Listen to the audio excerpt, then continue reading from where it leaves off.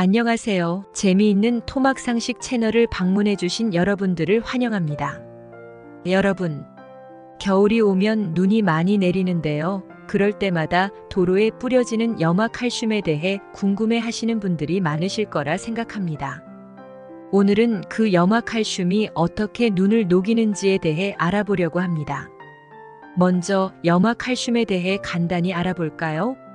눈이 오면 길이 얼지 않고 눈이 쌓이지 않게 도와주는 염화칼슘은 칼슘 원자 하나와 염소 원자 두 개가 결합되어 있는 흰색 꽃의 화합물입니다.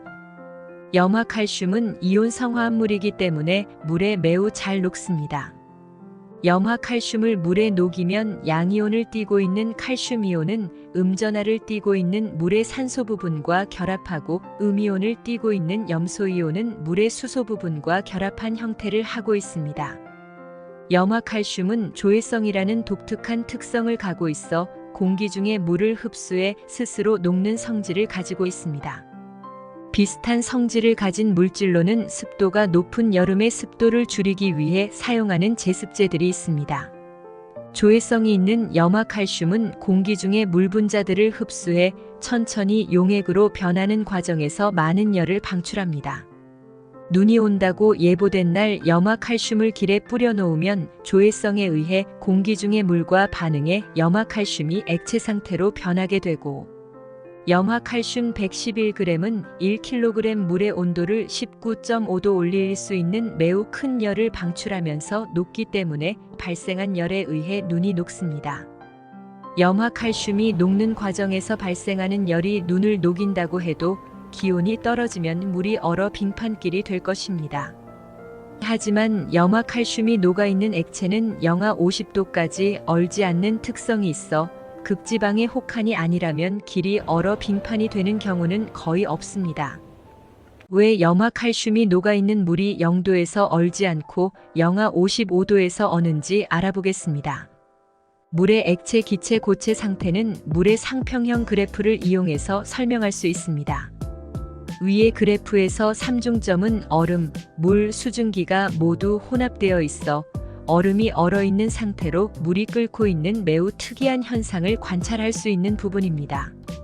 물에 가해지는 온도와 압력이 어떤 상태에 있는지에 따라 물의 상태가 결정되는데, 그림처럼 일반적으로 낮은 압력에서 물은 수증기 상태로 있습니다. 그림과 같이 물은 일기압 주변에서 0도와 100도 사이에서 액체 상태로 있고, 기압이 높아지면 더 높은 온도에서도 액체 상태로 있습니다.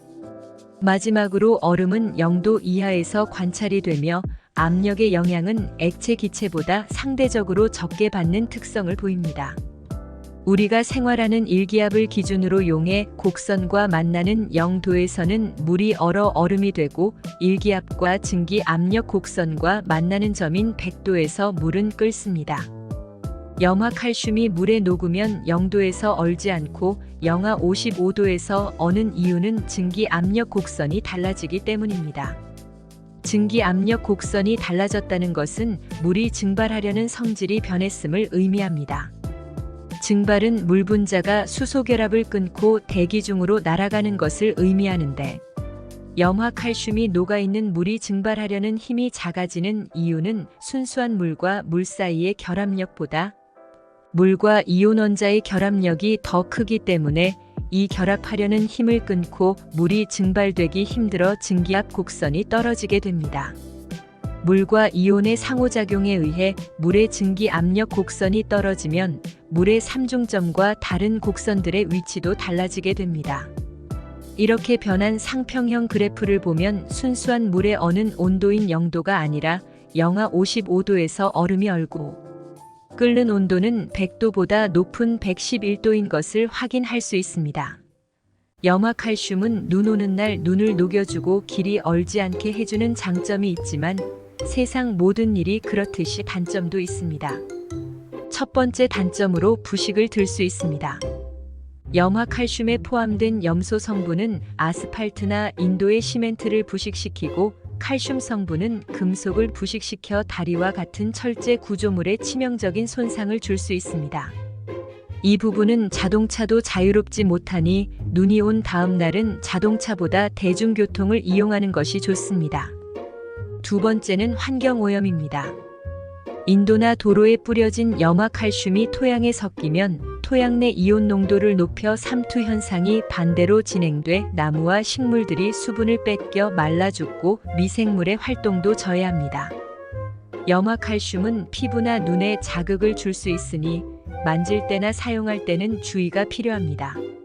세 번째, 보관이 까다롭고 장기 보관이 어렵습니다. 염화칼슘은 조회성 때문에 습기 방지용 포대를 사용해야 하고 반응성이 매우 커 다른 물질과 잘 반응하므로 보관 기간도 짧습니다. 이러한 단점들로 인해 염화칼슘을 대체할 물질을 개발하거나 도로에 열선을 심어 눈을 녹이는 방안 등이 연구되고 있습니다. 오늘은 눈을 녹이는 염화칼슘에 대해 알아보았습니다. 겨울철 도로의 안전을 위해 필요한 염화칼슘, 그러나 그 사용에는 주의가 필요하다는 것을 잊지 마세요. 눈도 많이 오고 많이 춥습니다.